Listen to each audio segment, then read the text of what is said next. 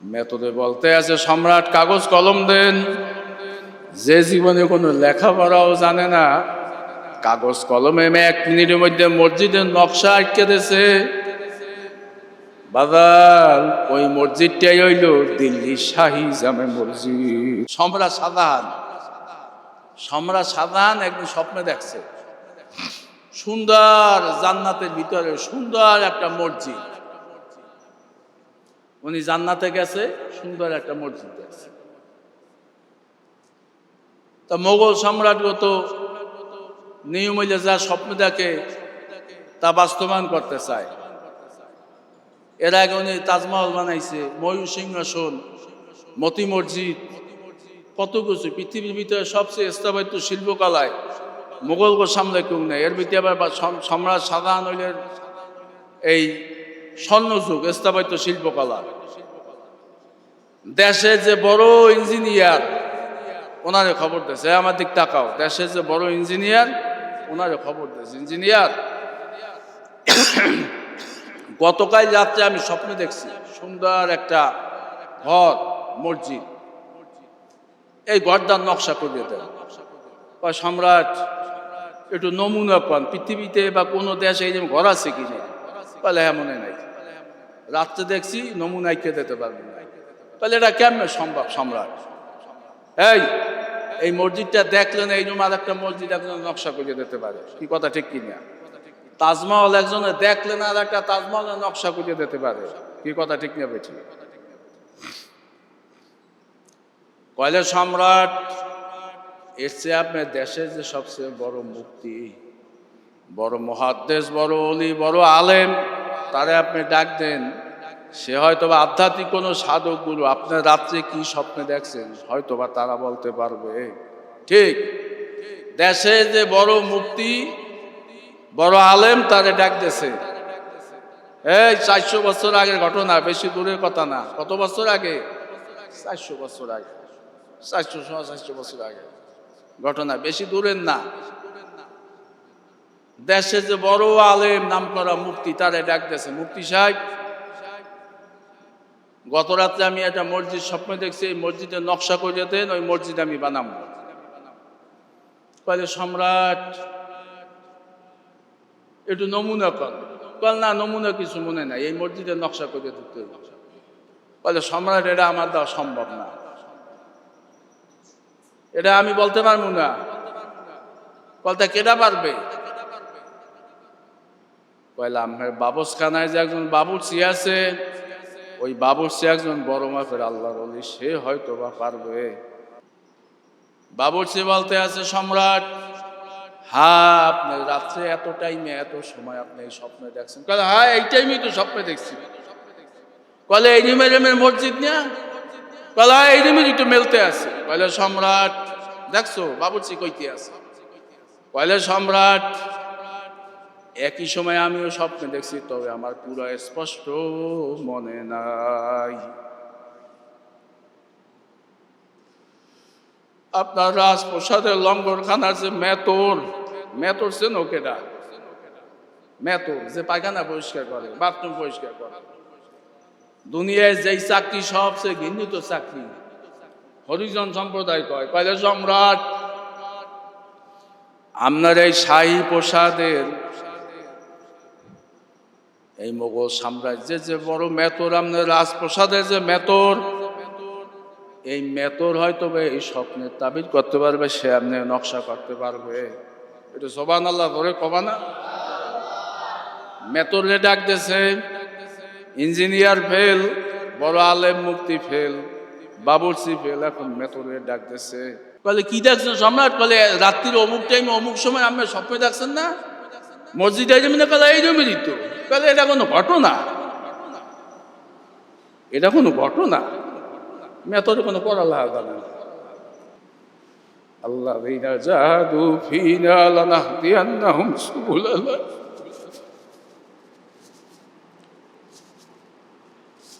ওয়া ইন্নাল্লাহা লামাল মুহসিনিন। মেতরে বলতে আছে সম্রাট কাগজ কলম দেন। যে জীবনে কোনো লেখাপড়াও জানে না, কাগজ কলমে 1 মিনিটের মধ্যে মসজিদের নকশা আটকে দিয়েছে। বাজার ওই মসজিদটাই হইল দিল্লি শাহী জামে মসজিদ। এই দিল্লি শাহী জামে মসজিদ একজন মেতরের নকশায় মসজিদের সামনে লেখা আছে, আমি আগামী বছর যাবো দেখতে। একজন মেতরের নকশায় হয়েছে দিল্লি শাহী জামে মসজিদ।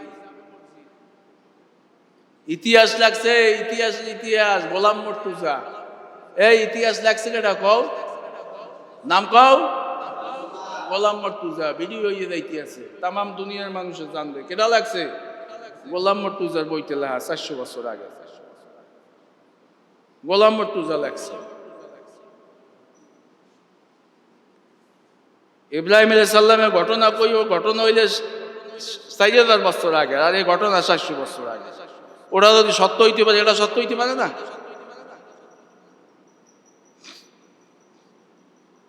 কি কোনো ঘটনা নকশা এঁকে দিয়েছে, সম্রাট সালমান বলছে হাই যাই দেখছি। বলে সম্রাট, আমার আল্লাহ পাক যেই সময় স্বপ্ন দেখাইছে, আমি মেতর একই সময় আমি সব কিছু আমি দেখতে পাইছি। সম্রাট এই নেন, এই হইল নকশা। আল্লাযীনা জাহাদু ফীনা লানাহদিয়ান্নাহুম সুবুলানা ওয়া ইন্নাল্লাহা লামাল মুহসিনিন। চেষ্টা করার মতন যে চেষ্টা করা যায়। দুনিয়াটাতে একটা আস্তামসার জায়গা, কিচ্ছু না, লাগিয়ে দাও তুমি পারবা। মেতরে যদি নকশা করতে পারে আধ্যাত্মিক শক্তি, তুমি লাগিয়ে দাও তুমি পারবা, কিচ্ছু না। চেষ্টা করো, খালি একটা জায়গায় থামা যাইবে না, গতি যেন কেউ থামাইতে না পারে। আর কত মানুষ কত শত্রুতা কত বিরোধিতা করে, এই কোনোদিন আল্লাহর রহমতে গতি থামাইতে পারে না। যে জায়গা কও একটু আসো, একটু ইয়েস করা করে, ওকে বুঝি না বোঝো, আমরা মানুষরা ইয়ে খাই না। গতি যেন কেউ না থামাইতে পারে। মানজালে মকসুদে পোষাই যাইবে, পোষাই যাইবে, যে যাই চেষ্টা করো। ইন্নাল্লাহা লামাল মুহসিনিন। যেই মামলার তদবির নাই, ওই মামলার কিন্তু খালাসও নাই। তবে যতই বা দুই এখন আইনামা তাকুন ইউদ্রিকুমুল মাউত ওয়ালাউ কুনতুম ফি বুরুজিহিম মুশাইয়াদা। তুমি সীসার আলা পেরাসে শক্ত বুরুজ লোহার খানজিরার ভিতরেও যদি লুকাইয়া থাকো, মৃত্যু খুঁজে বাই করবেই করবে। করবে কি করবে না? আমি সেদিন কারো বলছিলাম, আমার চাচা এখানে শুইয়া রইছে, তার ছেলের বিবাহ দাওয়াত দিয়েছে ফয়সাল আব্দুল্লাহ। এখন ব্যারিস্টারি পড়তে যাইবে, বারবার বলতো তুই ব্যারিস্টার হবি, পড়াশোনা কর। যখন দাওয়াত দিয়েছে কার্ডের ভিতরে লেখা আছে, বারবার চিন্তা করি আজকে সব চলতে আছে।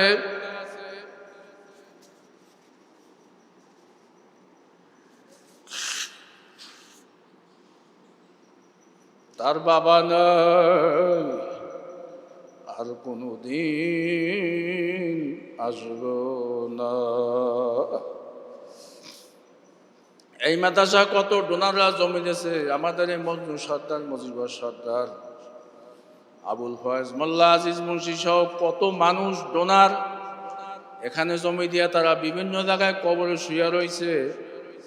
আজকে তাদের প্রতিষ্ঠান চমকাইতে আছে, ছাত্র পড়াশোনা করতে আছে, ভবনের পর ভবন হতে আছে, কিন্তু আজকে তারা নাই, আর কোনোদিন আসবো না।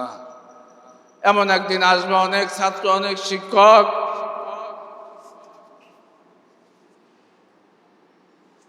বাড়িওয়ালা নাই রে বাড়ি,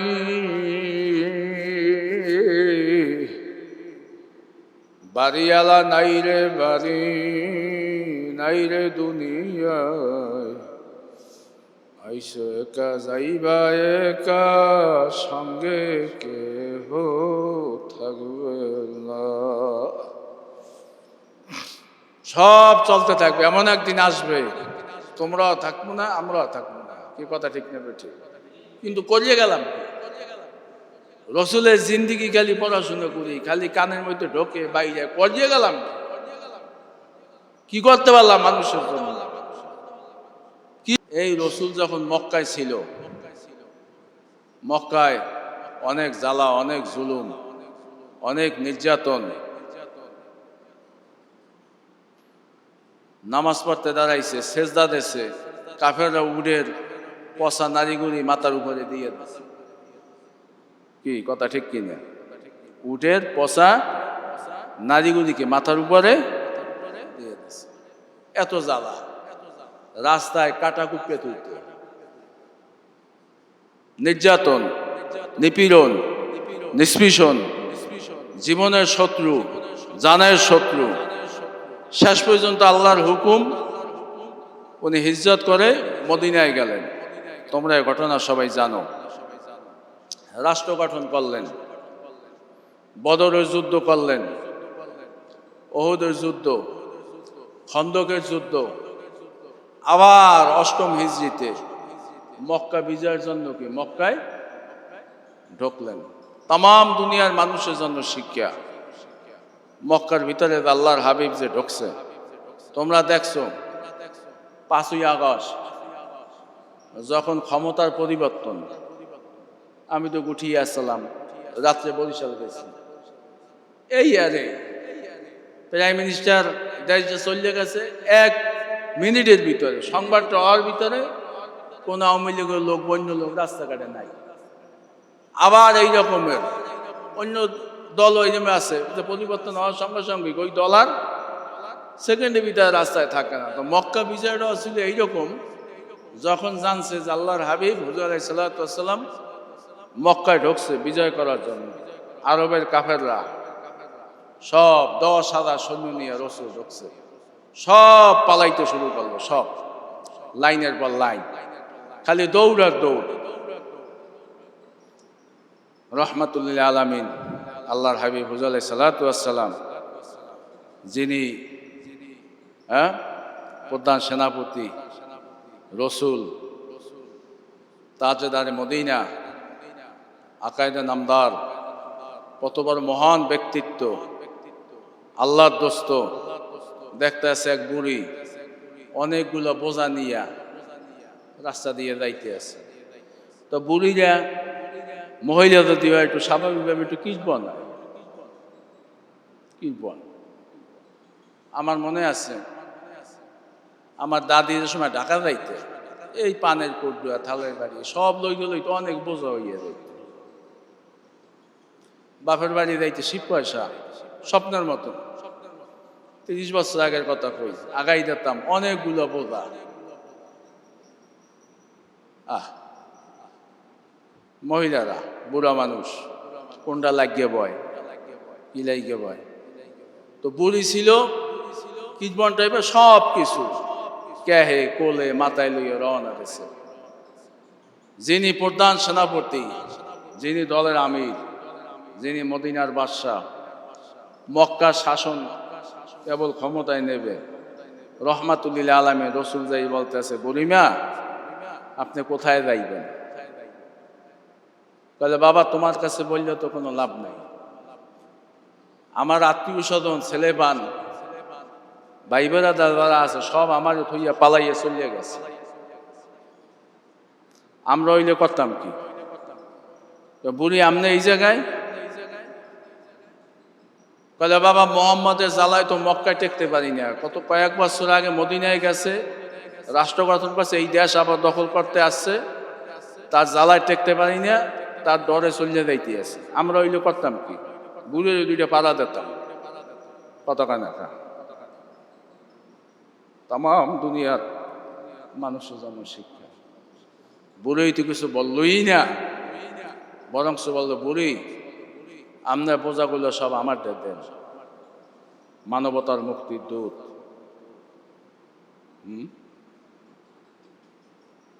উম্মতের কান্ডারি, ওমার সাল্লাহ কিল্লা রহমাতাল লিল আলামিন। হে রাসূল, আপনাকে তাম দুনিয়ার মানুষের জন্য রহমত স্বরূপ পাঠানো হয়েছে।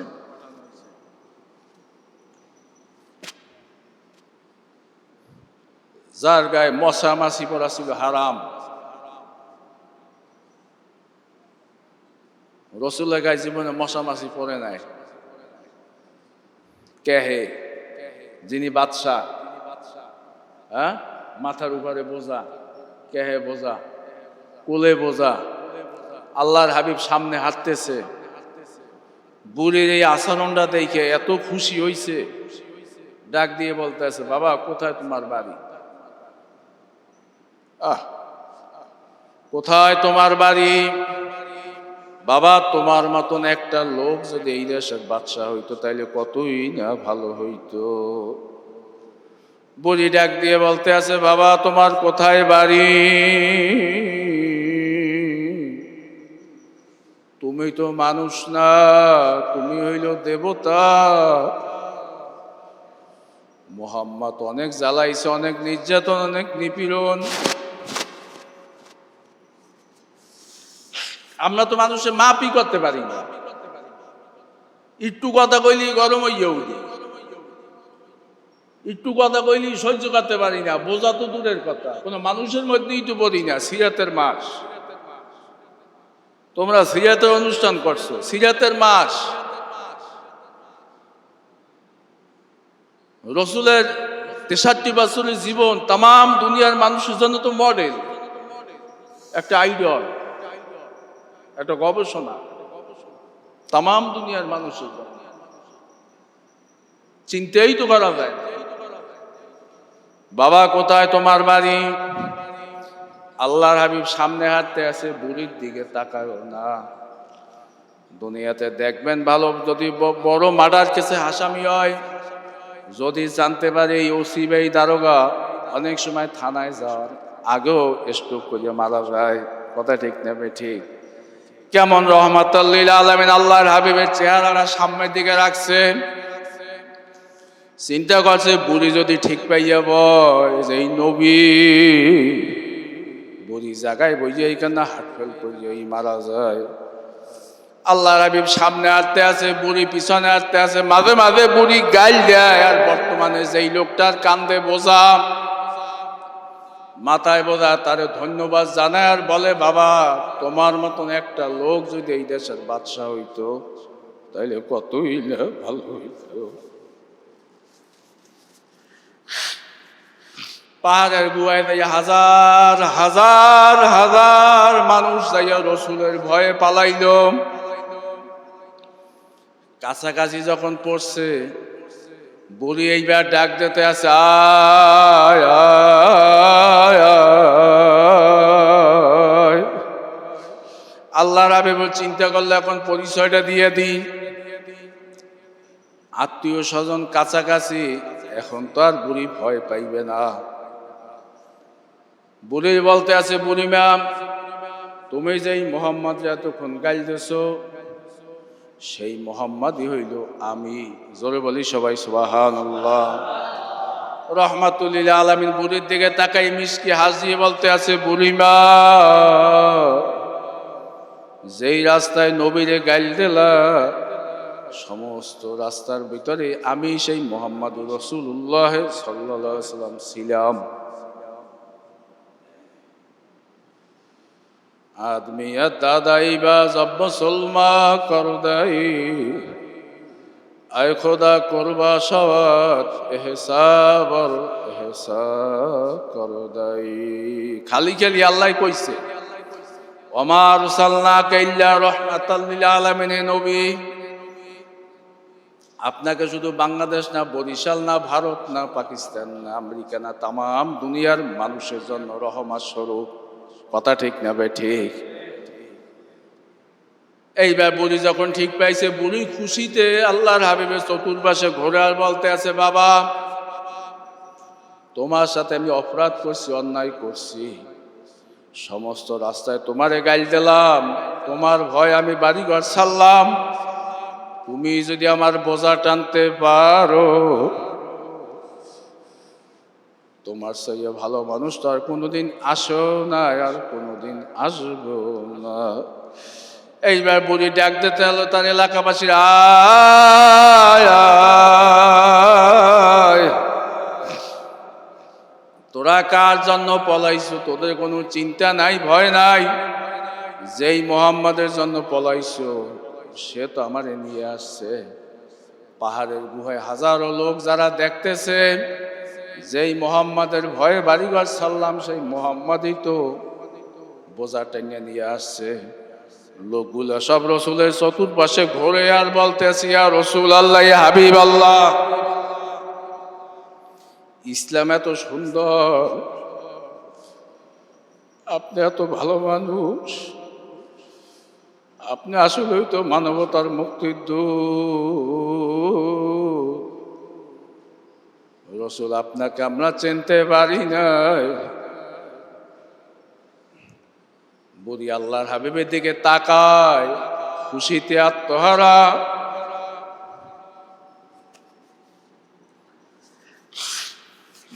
আল্লাহর হাবিব সাধারণ ক্ষমা ঘোষণা করিয়া ডাক দিতে আছে, বলো আসো। এই রসুল চলে গেছে দুনিয়াতে 1500 বছর আগে, কথা ঠিক না বে ঠিক? 1450-15 বছরের ভিতরে তামাম দুনিয়ায় সর্বপ্রথম, দুনিয়ার সৃষ্টি শুরু থেকে এখন পর্যন্ত সর্বপ্রথম যিনি সাধারণ ক্ষমা ঘোষণা করছে, সেই ব্যক্তি হইল কেডা? জোরে বলো, লা ইলাহা ইল্লাল্লাহু মুহাম্মাদুর রাসূলুল্লাহ। ওই যে কয় বঙ্গবন্ধু অমুক অমুক নেতা আব্রাহাম লিঙ্কন, না, নবীর আগে কেউ দুনিয়ায় সাধারণ ক্ষমা ঘোষণা করে না। 1450-1500 বছর আগে তার দেশবাসী, জ্ঞাতি গোষ্ঠী, এলাকাবাসী যে মাফ করিয়া তামাম দুনিয়ায় নজিরবিহীন উপস্থাপন করছে। জোরে বলি সবাই সুবহানাল্লাহ। আল্লাহর হাবিব লোকগুলা সব পিছনে নিয়ে মিছিল দিতে দিতে আইতে আছে রসুলের গুণ কীর্তন। আল্লাহর হাবিব কাবাগারের লগে হাত দিয়ে বলতে আছো, আমার এলাকাবাসী, জ্ঞাতি গোষ্ঠী, আল্লাহ তুমি সাক্ষী থাকো, ইউসুফ নবী আলাইহিস সালাতু ওয়াস সালাম তিনি তার 10 ভাই যেইভাবে মাফ করিয়া দিয়েছে। কেডা কেডা? ইউসুফ আলাইহিস সালাতু ওয়াস সালাম। আমিও আমার জ্ঞাতি গোষ্ঠী, এলাকাবাসী রে, আজকে আমি সাধারণ ক্ষমা, আজকে আমি মাফ করিয়া দিলাম। জোরে বলি সবাই সুবহানাল্লাহ। বাদান, যেই মামলার তদবির নাই, ওই মামলার কিন্তু খালাস নাই।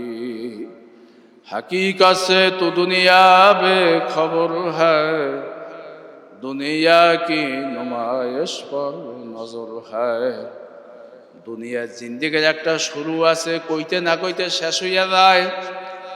আখিরাতের জিন্দেগি যার একবার শুরু হইলে আর কোনোদিন শেষ হবে না। কি হইবে? এই হইবে?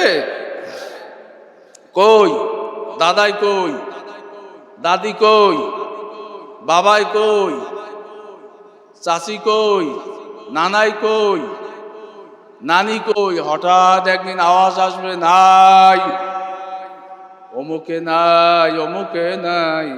আর দুনিয়াও মাজরাতুল আখিরাহ। ছাত্র পড়াশোনা না করলে সে কিন্তু পাশ করতে পারে না। কি পারে? পারে। শ্রমিক তার কাজে যদি শ্রম না দেয়, সে কিন্তু শ্রমের মর্যাদা পায় না। কৃষক যদি এখন কৃষি কাজ না করে, এই ভাদ্র আশ্বিন মাসে নাইলে কিন্তু সে পৌষ মাসে ধানের আশা করতে পারে না। আমার মাওলায় ডাক দিয়ে বলতেছে, মা খালাকতুল জিন্না ওয়াল ইনসা ইল্লা লিয়াবুদুন। আমি জিন এবং ইনসান এই দুইটা গোষ্ঠীর একমাত্র বানাইছি আমার ইবাদত বন্দেগী করার জন্য। কেডা বলছে? জোরে বলো, কেডা? আল্লাহ। এই সিয়াতের মাস, এই সিয়াতের মাস, নবী দুনিয়াতে নাই, অনেক আত্মীয় স্বজন দুনিয়াতে নাই, কিন্তু নবীর আদর্শ, নবীর কেতাব কোরআন এবং হাদিস দুনিয়াতে রইয়ে গেছে। Guideline. Islam is the code of life. ইসলাম হইলে একটা পরিপূর্ণ জীবন বিধান। কথা ঠিক না বে ঠিক? ইসলাম কি? একটা পরিপূর্ণ জীবন বিধান। রসুলের জীবনী যদি বেশি করে পড়া যায়, রসুলের জীবনীর মধ্যে এমন এমন সুন্দর সুন্দর বাণী আছে, কথা আছে। রসুলের জীবনী হইলে তামাম দুনিয়ার শ্রেষ্ঠ জীবনী। কি কথা ঠিক না বে ঠিক? বেশি করিয়া গোলাম